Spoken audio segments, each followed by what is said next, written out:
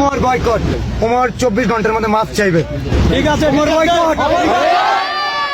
ওমর বাকি 63 জেলায় মানবিক কাজে যে বাধা দেয় এই ঠাকুরগাঁওয়ের পোলাপানে ওমর বলে দিচ্ছে, না হলে ঠাকুরগাঁওয়ের পোলাপানে স্পট বাইরে না 2-4 জন ছাত্রীকে বলে দিতে এরাই গঞ্জাম পাকাইছে। একজন যদি বলে আমার যদি কোনো ফ্যান ফলোয়ার মানবিক কাজে বাধা দেয়,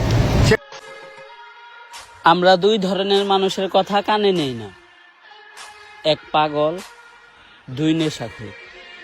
ধন্যবাদ।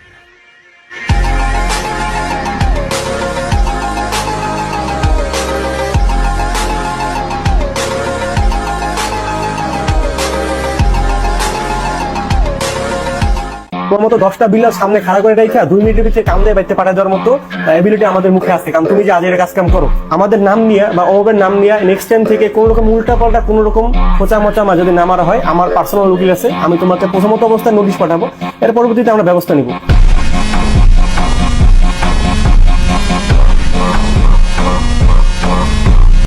বয়কট আমি ভাই জানি না, আমি বয়কট কি লেগেছে এটাও জানি না। মানে মানুষ তো কারণ জানা উচিত, আমি বয়কট কি লেগেছে এটাও আমি জানি না। আমি এখনো জানি, স্টিল আমি জানি না। আমি জাস্ট ওই জিনিসটা দেখছি যে আমার ফলোয়ার মানে একজন আমার মেলে লিখে বড় করে লিখে পাঠাইছে, আমার ফলোয়ার নাকি ই করছে, চিন্তাই করছে। এখন ভাই কে চিন্তাই করছে এটা আমার ফলোয়ারে গেছে গা। কালকে একজন দর্শন করবো, হ্যাঁ আমি দর্শন মামলা খাবো, মানে আমার ফলোয়ারে দেবো গা। বাংলাদেশে যে কোনো অকারেন্স করলে ওমরের ফলোয়ার, এখন ওমরের ফলোয়ার এটা কেমনে বুঝবে? পুটকি দিলে হাসিল।